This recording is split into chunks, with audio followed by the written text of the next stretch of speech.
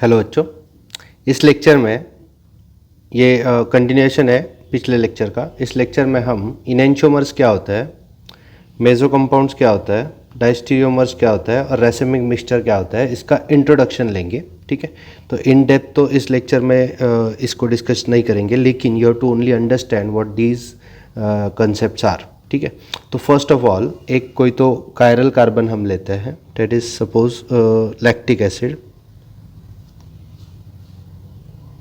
एक lactic acid एक ऐसा मॉलिक्यूल है जिसमें कायरल कार्बन प्रेजेंट होता है।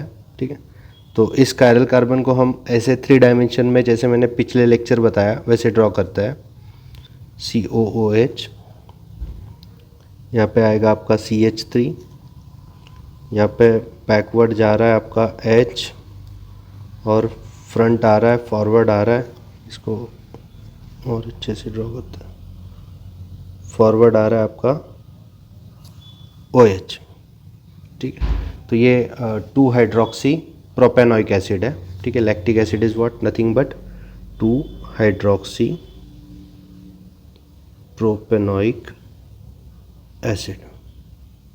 2 hydroxy propanoic acid nothing but what, lactic acid. ठीक है, तो अब इस 2 हाइड्रोक्सी प्रोपेनोइक एसिड को एक कायरल कार्बन प्रेजेंट है। मैंने वो जानबूझ के मिटाया क्योंकि मुझे यहाँ पे कुछ लिखना है। तो कायरल कार्बन प्रेजेंट है, तो आपको क्या करना है, इस मॉलिक्यूल को मिरर में देखना है। अब थियोरेटिकली कैसे देखते हैं मैं बता दूं।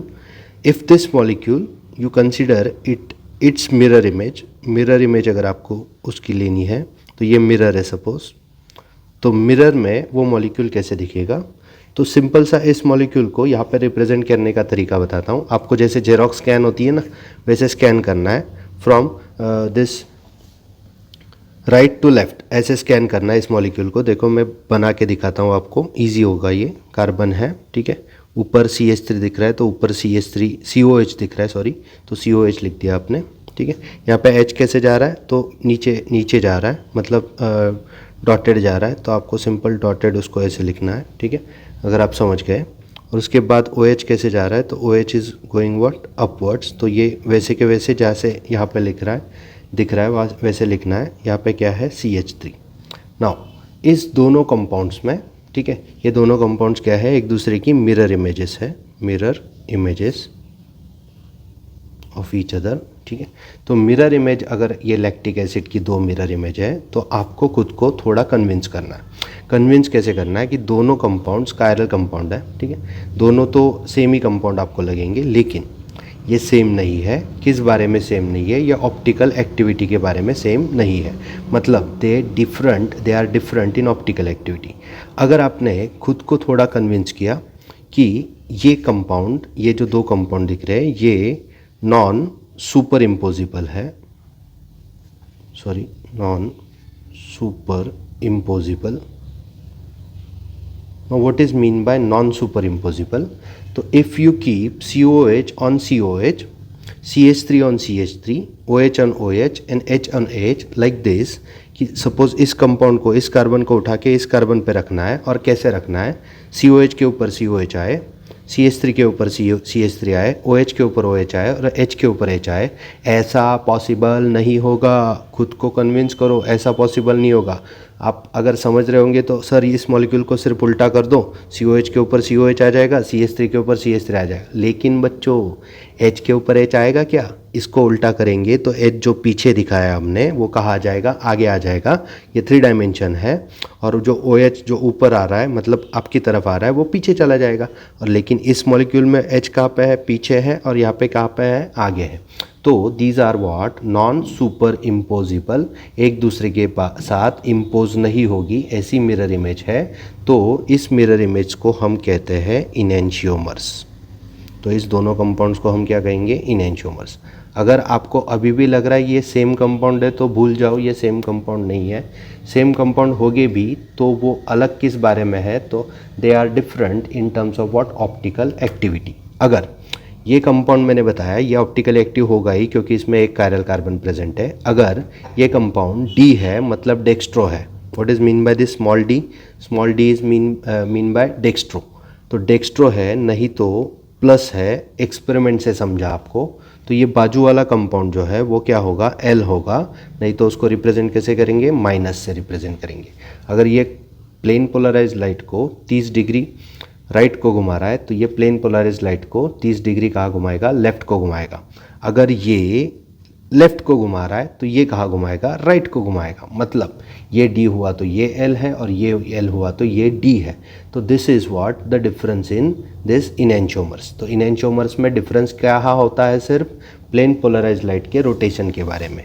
और इनैंशियोमर किसको कहते हैं, जो ऑप्टिकली एक्टिव कंपाउंड उसकी मिरर इमेज के ऊपर नॉन सुपर इम्पोजिबल होता है, उसको हम इनैंशियोमर कहते हैं। What is mean by enantiomer? Enantiomers are non super impossible mirror images of each other. Enantiomers non super impossible mirror image होती है। तो अगर आपको ये समझ गया कि ये D हुआ तो ये L होता है और ये L हुआ तो ये D होता है, आपको कब समझेगा वो, तो आप एक्सपेरिमेंट करोगे। तो डेफिनेटली अगर ये D निकला प्लस 30 डिग्री को घुमाया तो ये क्या निकलेगा, L निकलेगा। मतलब ये क्या करेगा, माइनस 30 डिग्री को घुमाएगा। मतलब 30 डिग्री ही रोटेशन होगा, लेकिन ये क्लॉकवाइज होगा और ये क्या होगा, एंटी क्लॉकवाइज। यही तो मिरेकल है किसका, ऑर्गेनिक केमिस्ट्री का। तो ऑर्गेनिक केमिस्ट्री में ऐसा ही होता है, ठीक है। तो इनैंशियोमर अगर आप समझ गए तो मैं यहाँ पे एक सिंपल सी डेफिनेशन दे के डायस्टीरियोमर मिटा दूंगा, क्योंकि डायस्टीरियोमर अभी हमें थोड़ा वक्त है उसको डिटेल में पढ़ने के लिए। Diastereomers. Now what is mean by diastereomer? Diastereomers are stereoisomers. What is mean by stereo? Stereo is what? Arrangement in 3-dimensional space. तो 3-dimensional space में अलग अलग अरेंजमेंट उसकी होगी, ठीक है। तो stereoisomers which are not mirror image of each other, not mirror image of each other. तो सिंपल सी बात है, मिरर इमेज ही नहीं होगी, तो मिरर इमेज नहीं होगी तो उसको हम क्या बोलेंगे, डायस्टीरियोमर बोलेंगे।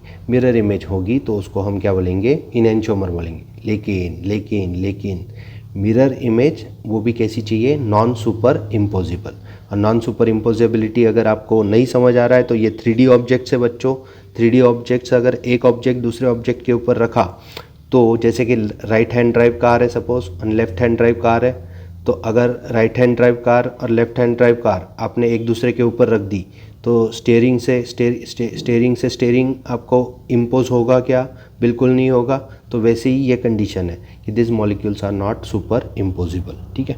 उसके बाद आपको एक कंपाउंड देता हूँ, that is tartaric acid. Tartaric acid, अब ये कंपाउंड दिखने में कैसे दिखता है, ठीक है। अब टार्टारिक एसिड समझने से पहले आपको एक सिंपल टेट्राहेड्रल रिप्रेजेंटेशन सीखना है। रिप्रेजेंटेशन, ये अलग रिप्रेजेंटेशन है, इसको हम फिशर प्रोजेक्शन फार्मूला बोलते हैं। Fischer projection formula. तो फिशर प्रोजेक्शन फार्मूला समझना है टार्टारिक एसिड से पहले। आपको ये जो कार्बन है, ठीक है, और इसके ये 4 बॉन्ड है सपोज, तो उसके 4 बॉन्ड हम ऐसे दिखाते हैं फिशर प्रोजेक्शन में, लाइक दिस। ऐसे दिखा दिया तो आपको ये समझना है कि ये कार्बन जो है अंदर में वो एक कार्बन है, दोनों प्लस साइन के बीच वाला ये जो जगह है वो क्या है, कार्बन है, और ये 4 बॉन्ड है, ठीक है। लेकिन 4 बॉन्ड कैसे है, टेट्राहेड्रल है। अगर आपको ऐसे लग रहा है चारों बॉन्ड प्लेन में है तो भूल जाओ, क्योंकि ये स्ट्रक्चर बेसिकली कैसा है, तो यहाँ पे 3 लाइन खींच देता हूँ। ये स्ट्रक्चर बेसिकली ऐसा है, कार्बन है, ये जो बॉन्ड है ऊपर वाला वो पीछे जा रहा है प्लेन ऑफ पेपर के, ये जो बॉन्ड है वो भी पीछे जा रहा है प्लेन ऑफ पेपर के, और ये जो बॉन्ड है वो आगे आ रहा है प्लेन ऑफ पेपर के, और ये भी बॉन्ड आगे आ रहा है। मतलब फिशर में जो भी आपको वर्टिकल दिखेगा that is going away from the observer, और जो भी हॉरिजॉन्टल दिखेगा that is coming towards the observer. तो ये अगर फीचर प्रोजेक्शन समझ गए तो आपका काम आसान हो जाएगा। मतलब बताओ कि ऐसे अगर मैंने किसी भी कार्बन को रिप्रेजेंट किया तो ये जो हॉरिजॉन्टल बॉन्ड होता है वो कहाँ पे जाते हैं, प्लेन ऑफ पेपर के। मैंने दिखाए कैसे, दिखाए स्ट्रेट दिखाए, कोई दिक्कत नहीं, लेकिन समझना कैसे है, that is coming towards you, ठीक है। तो ये जो x है वो तो आपकी तरफ आ रहा है, ये जो y है वो भी आपकी तरफ आ रहा है। फिर ये z बताओ कहाँ जा रहा है, ये पीछे जा रहा है, और ये w बताओ कहाँ जा रहा है, पीछे जा रहा है। तो ऐसा अगर रिप्रेजेंटेशन होगा तो उसको हम फिशर प्रोजेक्शन रिप्रेजेंटेशन कहेंगे, नहीं तो फिशर प्रोजेक्शन कहेंगे। तो अब टार्टारिक एसिड इस फिशर प्रोजेक्शन में आपको देता हूँ, like this OH OH COOH and COOH and this H and this H. Now look at this compound, ठीक है। तो पहला क्वेश्चन है whether this compound is optically active or not, optically active है या नहीं है, ठीक है। तो ये कंपाउंड ऑप्टिकली एक्टिव है या नहीं है, इसके डिस्कशन के लिए आपको क्या करना पड़ेगा, पहले तो यहाँ पे कायरल कार्बन है या नहीं है ये ढूंढना पड़ेगा, ठीक है। तो सपोज़ आपने इस कार्बन को कंसीडर किया तो क्या ये कायरल है, तो डेफिनेटली कायरल है। कैसे कायरल है, तो आप देखो यहाँ पे एक कौन अटैच्ड है, COH ग्रुप अटैच्ड है, दूसरा अलग ग्रुप कौन है, OH है, तीसरा अलग ग्रुप कौन है, ये बड़ा वाला ग्रुप, ठीक है, थर्ड वैलेंसी, और fourth valency is with what, hydrogen. तो all the valencies are what, different. If it is different then we can only consider making it star, then it is what, optically, that is what, chiral, first chiral है, ठीक है। अब उसके बाद नीचे का compound देखो, उसमें भी 4 वैलेंसी अलग है। कैसे, तो ये OH अलग है, COH अलग है, H अलग है, और ये जो बड़ा वाला बॉन्ड दिख रहा है वो भी क्या है, अलग है। अगर ऐसा है तो इस कंपाउंड को भी हम क्या, इस कार्बन को भी हम क्या करेंगे, स्टार करेंगे, और दोनों कार्बन जो होंगे वो क्या होंगे, कायरल होंगे। अगर कायरल कार्बन है दोनों, तो आप इमीडिएटली कहोगे sir it is optically active, yes. नहीं बच्चों, थोड़ा रुक जाओ, ये गलत है, ये ऑप्टिकली एक्टिव नहीं है। क्यों नहीं है, तो मैंने बताया था ऑप्टिकल एक्टिविटी के लिए 2 नेसेसरी एंड सफिशिएंट कंडीशन होती है, जिसको हम कहते हैं फर्स्ट कंडीशन, जिसको हम फॉलो करेंगे, is there must be presence of what, 1 chiral carbon atom और more than 1 chiral carbon atom. तो if it is presence of 2 chiral carbon atom, then you need to consider question number और condition number 2. Condition number 2 was this compound must not be divisible into 2 equal halves by any means, any plane of symmetry or axis of symmetry. तो ये compound तो देखो, ये compound कैसे हो रहा है, डिविजिबल है। देखो यहाँ पे अगर मैंने प्लेन ऑफ सिमेट्री पास किया, POS, प्लेन ऑफ सिमेट्री, तो अगर ये कंपाउंड प्लेन ऑफ सिमेट्री पास किया तो देखो यहाँ पे क्या हो रहा है, तो 2 इक्वल हाफ्स में उसका डिवीजन हो रहा है। तो ये जो कंपाउंड है tartaric acid is optically what, optically inactive, क्योंकि वो हमारी कंडीशन सेटिस्फाई नहीं कर रहा है। तो ऑप्टिकल इनएक्टिविटी का मतलब होता है, ऑप्टिकल इनएक्टिविटी का मतलब होता है कि दिस कंपाउंड, ये जो कंपाउंड है वो प्लेन पोलराइज लाइट को रोटेट नहीं कर सकता, क्योंकि उसमें क्या प्रेजेंट है, तो point plane of symmetry present है। तो ऐसे कंपाउंड्स को ज़्यादातर 2 कार्बन वाले जो कंपाउंड होते हैं, 2 कायरल कार्बन वाले, वैसे कंपाउंड को कि वो तैयारी करके बैठा था, उसको अभी निकलना ही था ऑप्टिकल एक्टिविटी के लिए, लेकिन वो ऑप्टिकली इनएक्टिव हो गया क्योंकि उसमें क्या आ गई, सिमेट्री आ गई। अगर ऐसा होता है तो इस काइंड के कंपाउंड्स को हम मेजो कंपाउंड कहते हैं। तो मेजो कंपाउंड किसको कहना बच्चों, मेजो कंपाउंड उनको कहना जहाँ पे 2 कायरल कार्बन एटम है लेकिन प्लेन ऑफ सिमेट्री प्रेजेंट है, इसलिए वो 2 कायरल कार्बन होके भी ऑप्टिकली इनएक्टिव है। समझ गए, तो मेजो कंपाउंड्स आपको याद रहेगा। ये सिंपल एक इंट्रोडक्शन ही मेजो का दे दिया मैंने, ठीक है। और लास्ट को हम टॉपिक देखेंगे,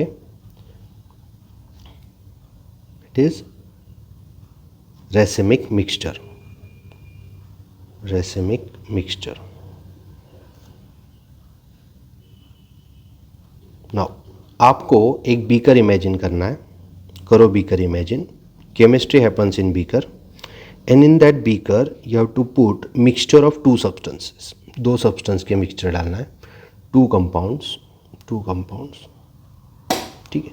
but 2 compounds which are what, equimolar, मतलब 50% एक कंपाउंड ऐड करना है, 50% ऑफ A ऐड करना है और 50% ऑफ B ऐड करना है, ठीक है। लेकिन आपको और कंडीशन बता दूं, ये जो 50% ऑफ A है वो प्लेन पोलराइज लाइट को रोटेट करता है, लेकिन वो रोटेट करता है पॉजिटिव साइड में 30 डिग्री से, पॉजिटिव साइड में कितने से 30 डिग्री से, और ये जो दूसरे 50% मॉलिक्यूल है वो निगेटिव साइड में 30 डिग्री से रोटेट करते हैं।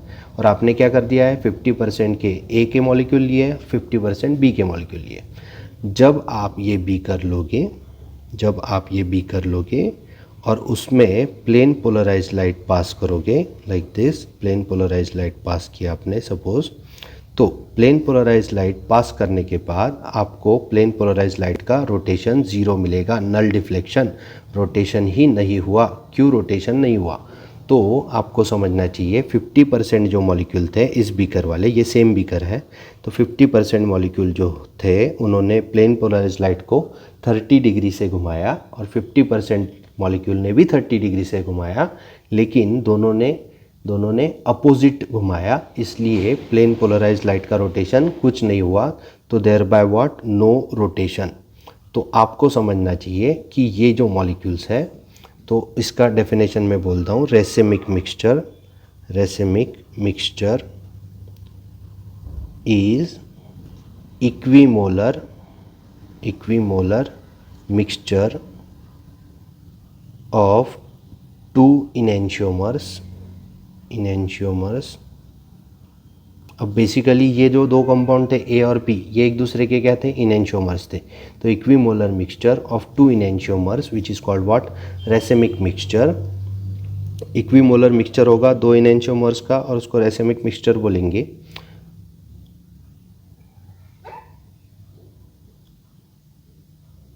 which is optically inactive due to internal compensation.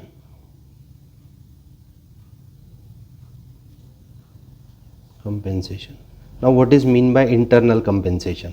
तो internal compensation मतलब क्या? तो 50% मॉलिक्यूल ने राइट को घुमाया, 50% ने लेफ्ट को घुमाया, तो उसको क्या कहेंगे, तो उसके लिए नल डिफ्लेक्शन आया। तो ऐसे अगर होगा तो उसको रेसिमिक मिक्सचर बोलेंगे।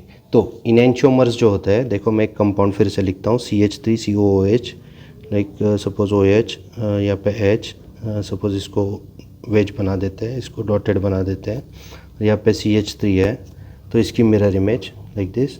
तो उसकी मिरर इमेज कैसे लिखोगे, COOH, यहाँ पे H होगा, यहाँ पे ये OH होगा लाइक दिस, यहाँ पे ये CH3 होगा। तो ये देखो, ये दोनों दिखने के लिए तो सेम कंपाउंड दिख रहा है, लेकिन ऑर्गेनिक में ऐसा नहीं होगा। आपका मॉलिक्यूल क्या है, आपका मॉलिक्यूल कायरल कार्बन रखता है। तो अगर वो कायरल कार्बन रखता है तो ये दोनों एक दूसरे के क्या हुए, non super impossible mirror image हुए। तो non super impossible mirror image के वजह से इसको हम इनेंशियोमर बोलेंगे, इनेंशियोमर्स।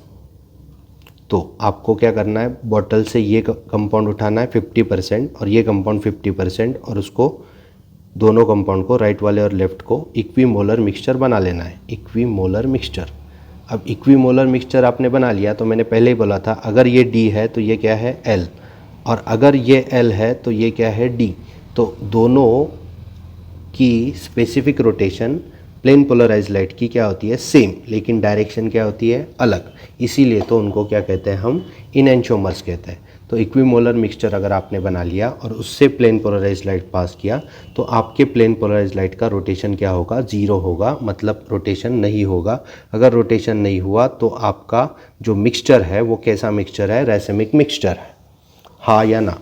तो अगर रेसिमिक मिक्सचर समझ गए तो इसको रिवाइज करवा देते हैं आज के टॉपिक को, understanding enantiomers, meso compound, diastereomers and racemic mixture. तो पहले तो हमने इनेंशियोमर समझा। इनेंशियोमर्स क्या होती है, non super impossible mirror image होती है एक दूसरे की। मतलब ये कंपाउंड दिखने में तो सेम दिख रहा है, फिजिकल केमिकल प्रॉपर्टी भी सेम होती है, बाकी सब कुछ सेम, सिर्फ अलग क्या, तो स्पेसिफिक रोटेशन। अगर बीकर में डाला, प्लेन पोलराइज लाइट पास किया, तो एक 30 डिग्री राइट को घुमाएगा, तो इस 30 डिग्री लेफ्ट को घुमाएगा। अब ऐसे नहीं कि वो 30 डिग्री को ही घुमाएगा, वो कितने भी डिग्री को घुमा दें दो, लेकिन एक बार पॉजिटिव को घुमाए तो एक बार निगेटिव को, एक अगर पॉजिटिव को घुमाएगा तो दूसरा निगेटिव को घुमाएगा। ऐसे कंपाउंड्स को हम इनेंशियोमर कहते हैं। व्हाट इज डायस्टीरियोमर्स, तो ऐसे स्टीरियो आइसोमर्स कि जिनकी मिरर इमेज, जो खुद की मिरर इमेज ही नहीं होते, मतलब एक दूसरे की मिरर इमेज नहीं होते, सॉरी, ठीक है। अगर ए है और B है, तो A एंड B को हम डायस्टीरियोमर कब बोलेंगे? जब ये दोनों स्टीरियो आइसोमर तो है, देख लो माइंड वेल, स्टीरियो आइसोमर तो है, मतलब दिखने में सेम है, लेकिन मिरर इमेज बिल्कुल नहीं है। अगर मिरर इमेज नहीं है तो उसको हम क्या बोलेंगे? डायस्टीरियोमर। एग्जाम्पल दे दूँ? चलो ठीक है, एग्जाम्पल ले लेते हैं। COOH OH H COOH CH3 CH3, ये कंपाउंड है। फीचर प्रोजेक्शन समझ सकते हो। इस कार्बन पे ध्यान दो, बताओ इस कार्बन के दो कौन से बॉन्ड आगे जा रहे हैं, कौन से पीछे जा रहे हैं? ये जो ऊपर वाला है, ये जो नीचे वाला है, वो जा रहा है पीछे, और ये जो हॉरिजॉन्टल वाले हैं दोनों, वो आ रहे हैं आगे। अगर ऐसा होगा तो इस कार्बन के बारे में भी वैसा, ये जा रहा है पीछे, ये जा रहा है पीछे, ये जा रहा है आगे, और ये जा रहा है आगे। तो हॉरिजॉन्टल आगे, वर्टिकल पीछे। तो ये मिरर इमेज है, ये कंपाउंड है। और दूसरा एक कंपाउंड दे रहा हूँ आपको, COOH OH OH CH3 CH3 COOH। तो बताओ ये कंपाउंड दोनों एक दूसरे के क्या, ओके इसमें थोड़ी गलती कर दी मैंने। आपको क्या करना है, OH है ना, तो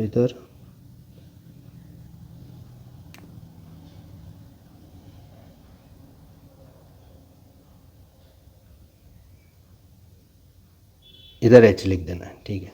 तो ये कंपाउंड देखो, ये कंपाउंड एक दूसरे के क्या है, तो ये कंपाउंड एक दूसरे के मिरर इमेज तो बिल्कुल नहीं लग रहे। उसके बाद क्या रिलेशनशिप लग रहा है, तो रिलेशनशिप मुझे लग रहा है आइडेंटिकल है। ये कंपाउंड क्या है, आइडेंटिकल। देखो ना, कुछ भी फ़र्क नहीं है दोनों कंपाउंड में, कुछ भी फ़र्क नहीं है। COH की जगह COH, CH3 की जगह CH3, CH3 की जगह CH3, OH की जगह OH, H की जगह H, और ये COH की जगह COH। तो आइडेंटिकल है, मतलब ये भी डायस्टीरियोमर नहीं है। तो मैं दूसरा एक एग्जांपल देता हूँ डायस्टीरियोमर के लिए।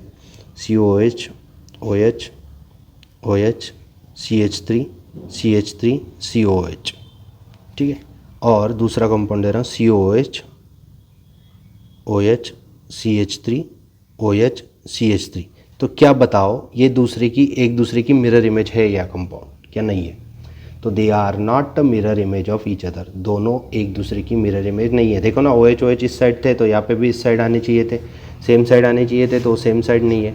तो अगर आपसे मैंने पूछा कि ये दोनों में फ़र्क क्या है, फिर तो स्टीरियो आइसोमर तो है, मतलब मॉलिक्यूलर फार्मूला एकदम सेम है, सिर्फ अरेंजमेंट इन स्पेस क्या है, डिफरेंट है। अगर अरेंजमेंट इन स्पेस डिफरेंट है तो स्टीरियो आइसोमर तो है, लेकिन मिरर इमेज नहीं है। तो दोनों का रिलेशनशिप क्या बन गया, स्टीरियोमर्स। तो diastereomers are the mirror images, और the stereo isomers which are not mirror image of each other, ठीक है। तो टार्टारिक एसिड का एग्जाम्पल दिया। फीचर प्रोजेक्शन अगर समझा तो यही फीचर प्रोजेक्शन था। अब ये कंपाउंड में दो कायरल कार्बन थे तो भी ऑप्टिकली इनएक्टिव हुआ, क्यों हुआ? तो वो मेजो है मतलब उसमें क्या है, पॉइंट ऑफ सिमेट्री है। मतलब एक माइंड वेल, एक चीज़ पक्का याद रखो कि एक कायरल कार्बन है तो कंपाउंड पक्का ऑप्टिकल एक्टिव है, लेकिन दो कायरल कार्बन है तो पहले क्या देख लेना बच्चों, पहले देख लेना उसमें क्या है, सिमेट्री है या नहीं है। अगर नहीं है तो ऑप्टिकली एक्टिव, है सिमेट्री तो ऑप्टिकली क्या, इनएक्टिव, और कंपाउंड का नाम क्या होगा तब, मेजो। रेसिमिक मिक्सचर बता दिया था क्या है, तो 2 इनैंशियोमर उठाओ, इसका 50% लो, इसका 50% लो, बीकर में भरो, प्लेन पोलराइज्ड लाइट रोटेटिंग नहीं होगा। क्यों? तो इसका काम है D को घुमाना सपोज, तो इसका काम है L को घुमाना, और दोनों D और L को घुमाने लगेंगे तो नल डिफ्लेक्शन आएगा, मतलब प्लेन पोलराइज्ड लाइट जैसे पास किया था वैसे ही बाहर आ जाएगा, और उसको हम क्या बोलते हैं, इंटरनल कंपेंसेशन। तो ये सब कुछ याद रहेगा तो हम आगे जाएंगे। तो ये ऑप्टिकल आइसोमेरिज्म है। एक्चुअली ये सब थोड़ा हायर एंड टॉपिक है, NCERT में अभी के लिए मेंशन्ड नहीं है। NCERT में मेंशन्ड है लेकिन सिर्फ नाम मेंशन्ड है, कुछ एक्सप्लेनेशन ज़्यादा दिया नहीं है, तो हमको ये सिर्फ याद रखना है। 12th में इसको और कवर करेंगे, लेकिन अभी के लिए सिर्फ याद रखो कैसे कैसे करना है।